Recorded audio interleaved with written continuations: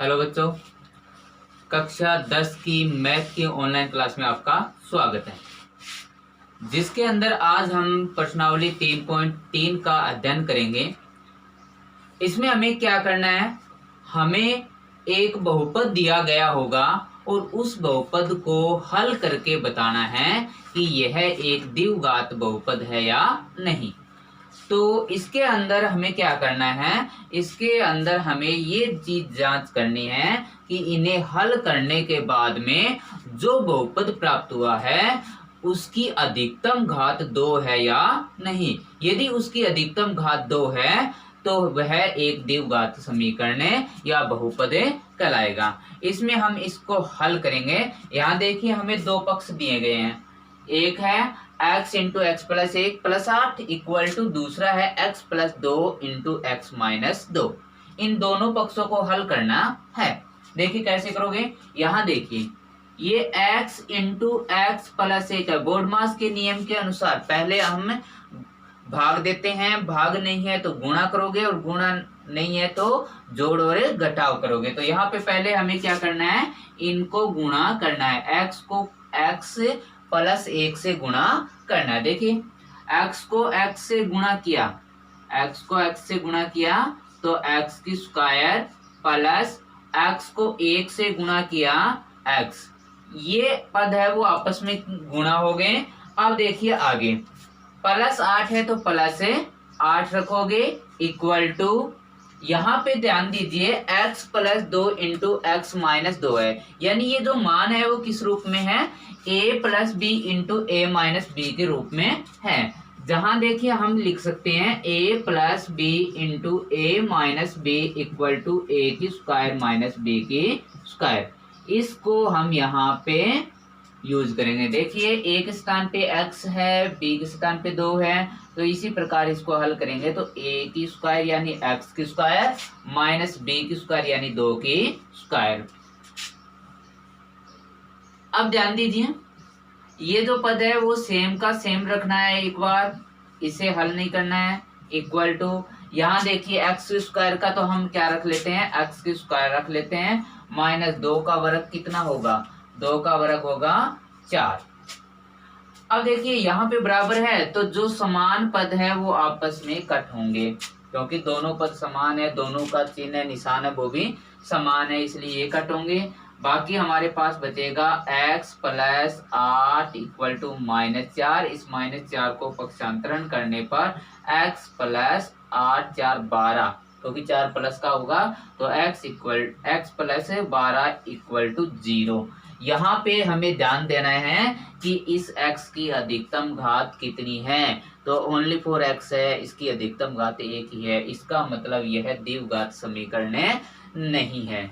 ठीक है, इसी प्रकार से हम एक अन्य क्वेश्चन लेते हैं। जैसे हमें दिया है x प्लस, ये 2 नंबर क्वेश्चन है, x प्लस 2 की whole cube equal to x की क्यूब माइनस 4, एक्स की क्यूब माइनस 4। यहाँ ध्यान दीजिए x प्लस 2 की होल क्यूब है, यानी इसको a प्लस बी की होल क्यूब से इसे हल करना है, जिसका मान होगा a प्लस बी की होल क्यूब इक्वल टू होता है a की क्यूब प्लस 3a की square b plus 3a b की स्क्वायर प्लस b की क्यूब।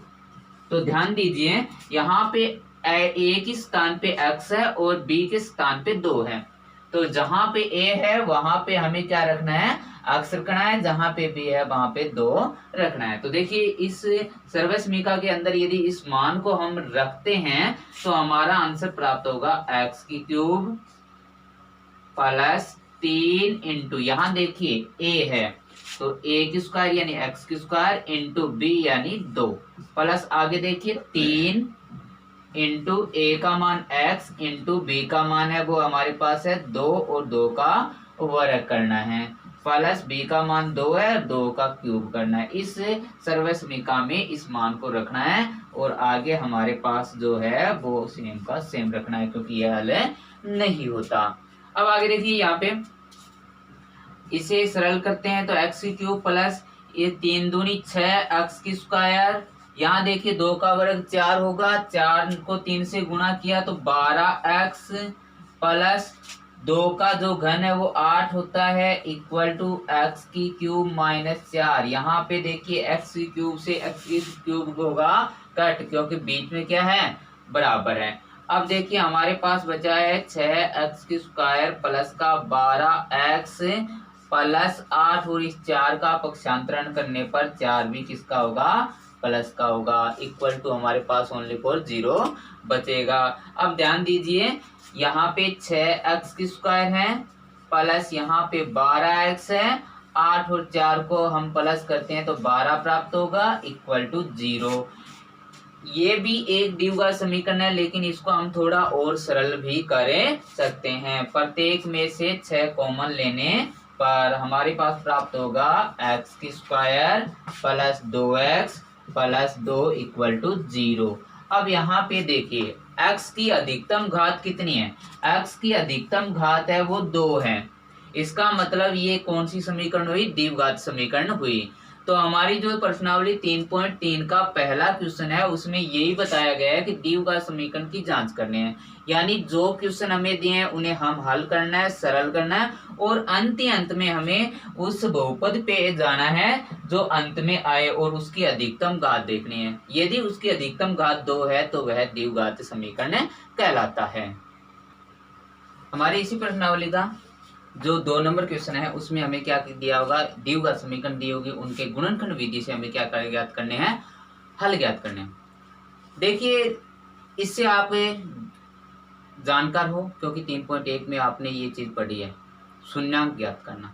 सेम उसी कंडीशन में ये इन्हें हल करने हैं। काफी सारे क्वेश्चन है इसमें, मैं इसमें से कुछ क्वेश्चन आपको हल करके दिखाता हूँ, आपको उसी कॉन्सेप्ट के अनुसार अन्य क्वेश्चन को भी हल करना है। ध्यान दीजिए क्या करना है आपको द्विघात समीकरण दी गई होगी, दो यहाँ पे हमें दी है 2x स्क्वायर माइनस का 5x प्लस का 3, इसके हल ज्ञात करने हैं। तो देखिए किस प्रकार इसके हल ज्ञात करने हैं और किस प्रकार अन्य समीकरणों के भी हल ज्ञात करने हैं, वो इसमें ही हम आपको बताएंगे। देखिए क्या करना है, पहले पद को अंतिम पद से गुणा कर देना है। एक बात, पहले पद को किससे गुणा कर दो, अंतिम पद से। यहाँ पे 2x स्क्वायर को 3 से गुणा करना है, 2x की स्क्वायर को किससे गुणा करना है, 3 से गुणा करना है, यानी आंसर होगा 6x की स्क्वायर। बीच वाला पद यहाँ पे मैं लिख रहा हूँ माइनस का 5x। याद रखना है इस -5 के ऐसे 2 टुकड़े लेने हैं कि उनको हम यदि गुणा करें तो 6x स्क्वायर प्राप्त हो और उन्हें जोड़ दें तो -5x प्राप्त हो। एक बार मैं चिन्ह को छोड़ता हूं, संख्या के ऊपर ध्यान दीजिए कि ऐसी 2 संख्याएं लेनी है हमें जिनका गुणनफल है वो तो 6 हो, यदि उनको जोड़ दिया जाए या घटा दिया जाए तो वो कितने हो, 5 हो। यहाँ देखिए आपको स्पष्ट दिखाई दे रहा होगा कि यदि हम 2 को 3 से गुणा करते हैं तो कितने होंगे, 6 होंगे, और यदि 2 में 3 जोड़ते हैं तो 5 होंगे। ठीक है, अब यहाँ पे x की समीकरण है तो हमें x लगा देना है। 2 को 3 से गुणा किया, 6x को x से गुणा किया, x स्क्वायर, 2x में 3x जोड़ दिए 5x, लेकिन 5x है वो क्या किसका होना चाहिए, अब हमें चिन्ह पे ध्यान देना है। 5x है वो माइनस का होना चाहिए। तो यहाँ पे आपको ध्यान रखना है यदि यह पद प्लस का है तो या तो दोनों टुकड़े हैं वो प्लस के होंगे या दोनों टुकड़े हैं वो माइनस के होंगे। इस बात को आपको अच्छी तरह से याद रखना है। क्या करना है कि यहाँ ये जो पद है ये प्लस का है और यहाँ इसके हम कर रहे हैं टुकड़े। यदि वो यहाँ पे कोई पद है वो प्लस का है तो दोनों प्लस के होंगे और माइनस का है तो दोनों माइनस के होंगे। तो यहाँ पे देखिए इसका मान माइनस में है तो ये दोनों पद है वो माइनस के होंगे, यानी हम जो टुकड़े मिलेंगे हमारे पास वो -2x और -3x होंगे। इनको हम यहाँ रखते हैं। देखिए क्या लिखोगे, 2x की स्क्वायर जो पहला टुकड़ा है वो है हमारा 2x और जो दूसरा टुकड़ा है वो 3x है प्लस 3 इक्वल टू 0। देखिए यहाँ पे हमने अभी तक कुछ ज्यादा चेंज नहीं किया है, हमने सिर्फ ये -5 को इस प्रकार लिखे दिया है। अब यहाँ पे हमारे पास 4 पद हैं।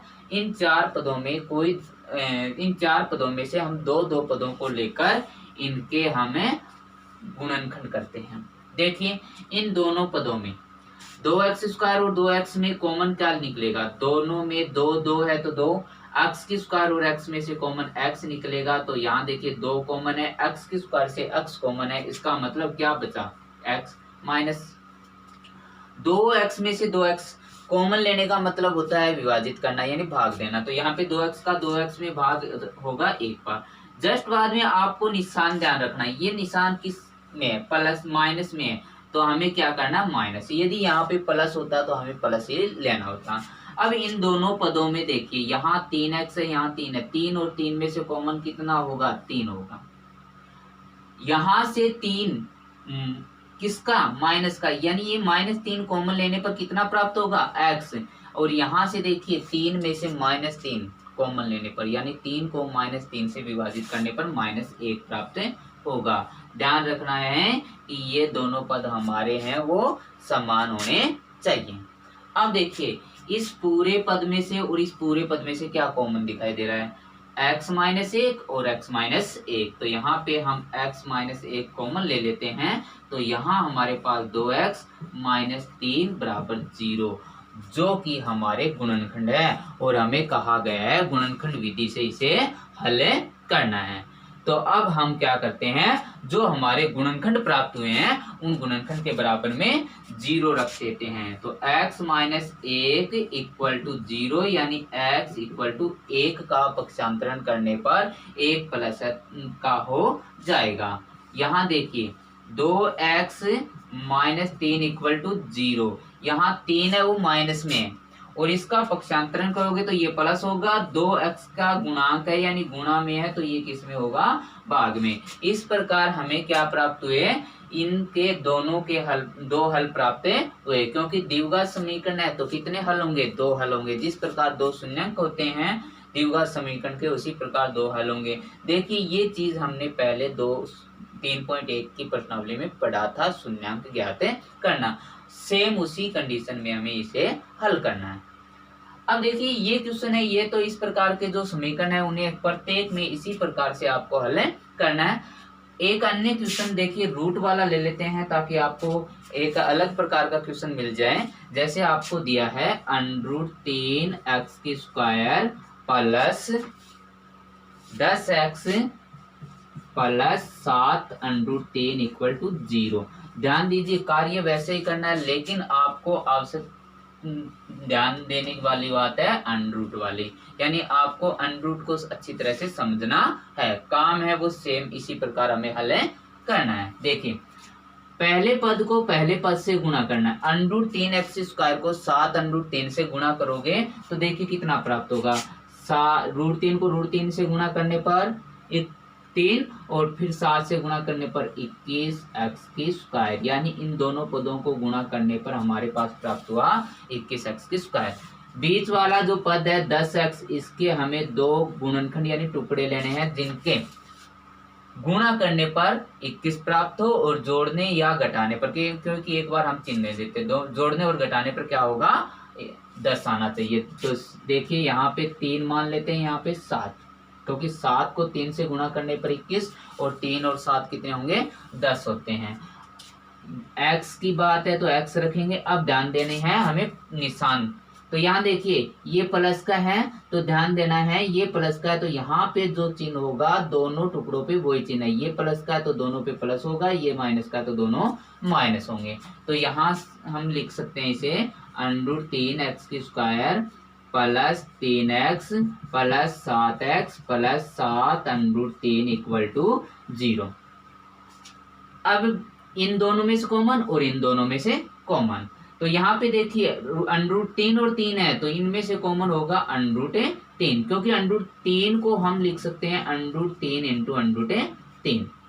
अब देखिए साथ में x कॉमन ले लेते हैं तो यहाँ पे देखिए √3x कॉमन है तो एक्स बचेगा प्लस 3 में से √3 कॉमन ले लेते हैं तो √3 बचेगा प्लस, क्योंकि यहाँ पे प्लस है तो हमें प्लस लगाना है, दोनों में कॉमन है वो 7 होगा, यहाँ पे बचेगा x प्लस √3 इक्वल टू 0। यहाँ देखिए इन दोनों में कॉमन है x प्लस √3 इंटू यहाँ पे हमारा प्राप्त हुआ √3x प्लस 7 इक्वल टू 0। ये हमारे गुणनखंड है और प्रत्येक गुणनखंड के बराबर हमें 0 रखना है। तो x प्लस √3 इक्वल टू 0 यानी x इक्वल टू माइनस का √3। इसी प्रकार यहाँ देखिए √3x प्लस 7 इक्वल टू 0 यानी x इक्वल टू -7 बट्टा √3, क्योंकि ये 7 माइनस है तो पक्षांतरण कर प्लस है तो पक्षांतरण करने पर माइनस होगा और √3 गुणा में तो भाग में। इसका हम थोड़ा और हल कर लेते हैं, √3 को ऊपर नीचे गुणा करने पर, ताकि इसका परमीकरण हो जाए। तो ये हमारा क्या हो गया, इस द्विघात समीकरण के 2 हल प्राप्त हो गए। इसी का एक अन्य क्वेश्चन आपके सामने ये देखिए, ab(x² plus b² minus ac into x plus minus bc, इसको हल करना है। ध्यान दीजिए यहाँ पे ये गुणा में है तो पहले हमें इनको हल करना है। तो ab(x², अब देखिए यहाँ पे x को b² से गुणा करोगे तो b² x प्राप्त होगा, माइनस x को ac से गुणा करोगे तो ac x प्राप्त होगा, माइनस bc इक्वल टू 0। यहाँ पे इन दो पदों में से और इन दो पदों में से हमें क्या करना है, कॉमन लेना है। ठीक है, यहाँ देखिए यहाँ पे b है, यहाँ b² है, यानी एक तो b होगा, एक x² और x में से x निकल जाएगा। यहाँ बचेगा a, x² में से x² कॉमन लेते हो तो x बचेगा, प्लस यहाँ b² में से b कॉमन लेते हो तो b बचेगा और x में से x कॉमन है ही। जस्ट बाद हमारे पास माइनस है तो हमें माइनस लेना है। इन दोनों में कॉमन देखिए क्या है, यहाँ पे c है, यहाँ पे c है तो c इसका कॉमन हो गया।